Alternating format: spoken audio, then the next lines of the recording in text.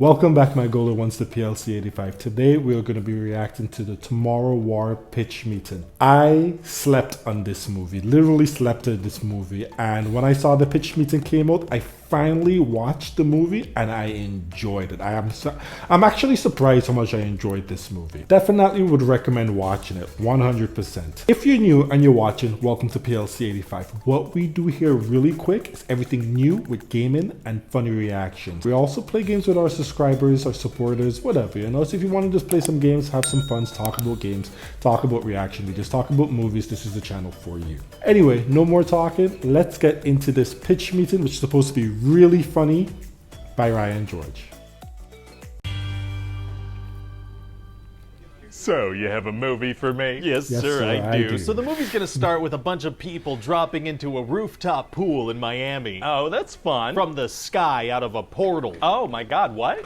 Stay tuned to later in the movie. Oh, you're doing that thing where you start the movie with a little clip from an action scene that's gonna happen later, just out of context? Yeah, you wanna start with some action right away, you know, so people get hooked. That's a good point. So we're gonna meet this ex-military guy, Dan, right? And he loves science, and so does his little daughter, Murray. Okay. And so they're watching this soccer game, and on the field, these people come out of a portal, and they're like, there are aliens in the future, and they're killing everybody. Oh, this also happens right at the beginning of the movie. Yeah, we're like 6 minutes in at this point, right at the start here. Wow. Yeah, you want to start with some action right away, you know, so people get hooked. So then maybe we don't have to spoil that cool sky drop visual from later. Well, we're gonna. Okay. So we find out that in the future, aliens have killed like everybody. There's this war going on, and there are like 500,000 humans left. Oh, so these people come back to the past to stop the war from ever happening? No, they came back because they need to draft more people to go fight in the future. Wouldn't it be better to use the time to prepare for the war instead of jumping into a fight that already seems to be lost? Right.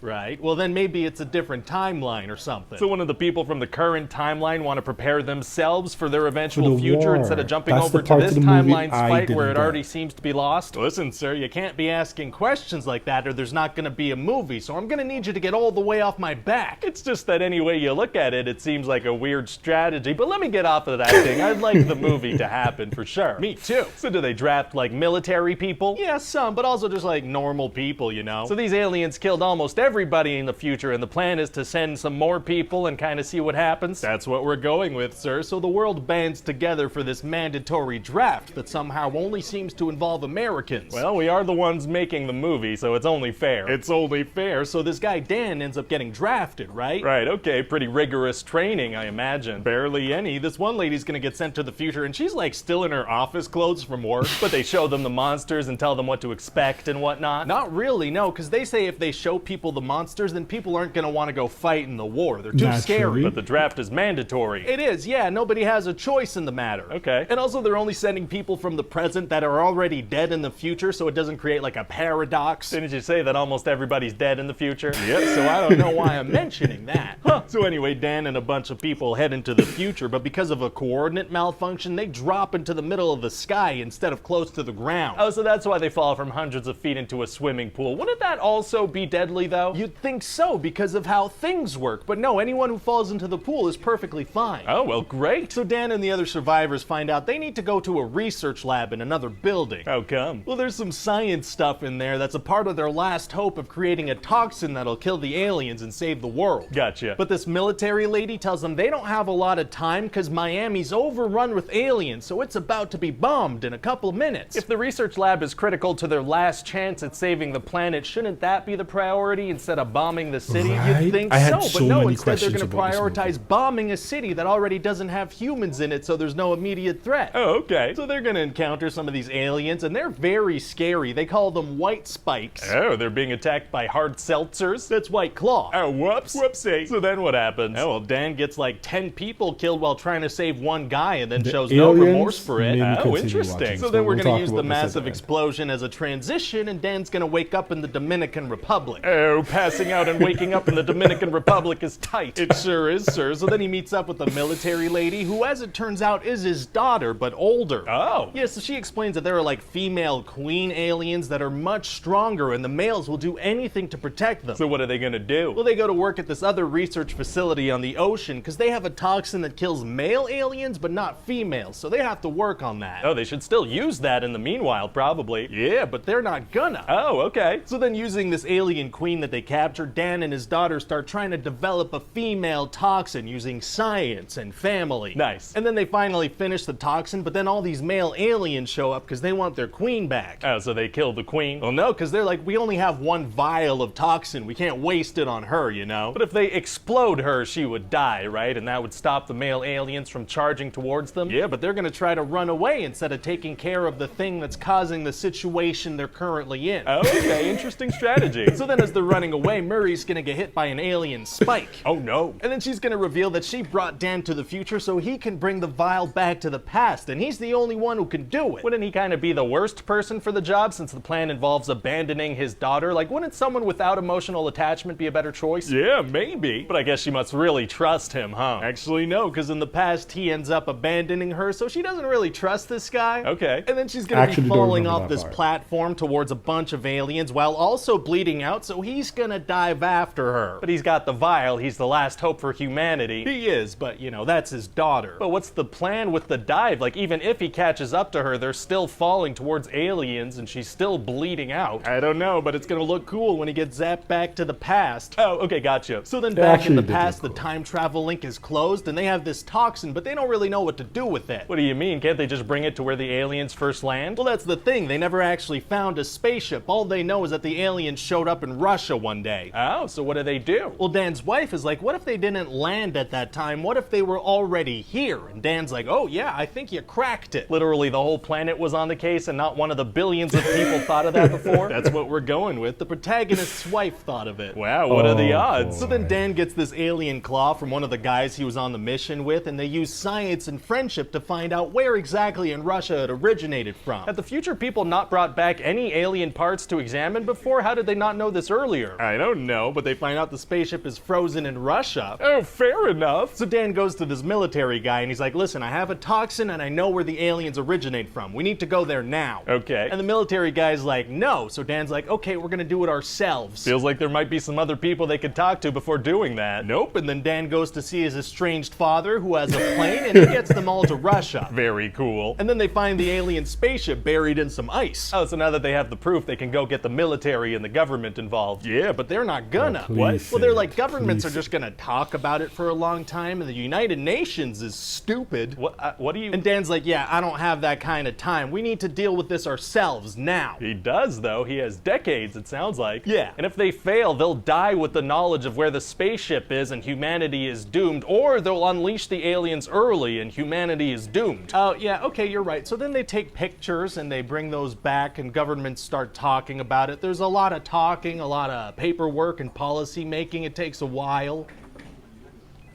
Well, that sounds kind of boring. Yeah, so they go in with guns and explosives and stabby toxins. Oh, okay, yeah, that does sound a lot more fun. So I guess they jab the queen with the toxin first, huh? They don't, no. They jab some normal white spikes, and that wakes all the aliens up. Wow, gonna be tough for a small team to fight a ship full of aliens. Actually, it's gonna be super easy. Barely an inconvenience. Oh, really? Yeah, they just blow the ship up with C4, so that does the trick, you know, the aliens die. Wait, so what was the point of the toxin if they could just kill them with explosives? Unclear. They spent the whole movie working on that. They did, yeah. So then Dan and his father have to fight this one queen alien that escaped. How do they do that? Hand-to-hand combat. Pow, pow, punch, punch, slice with a claw. Sure, that may as well happen. So then Dan kicks the alien off the cliff and everything is great forever. So what do you think? Well, it sounds like a lot of fun. I can't wait to start advertising it. Give it a big push, get inside people's homes, like on their TVs and phones and stuff. Yeah, of course, but also have somebody literally ring the doorbell and give them an ad for the movie in their hands. What are you talking about?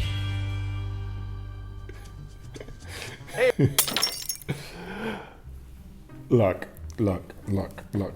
I have so much things to say about this movie. I like the movie a lot. Don't get me wrong. It's a very good movie, but it didn't make a lot of sense. Let's go backwards forward. They got the whole, as you just heard him say it, they got the whole point was to get the valve. You get the valve, the vaccine, the whatever the case may be, and you poison everything but who you're supposed to poison. Then they made the vaccine pointless by just blowing up the ship. Then when the people came from the future, I was like, whoa, that's an amazing scene.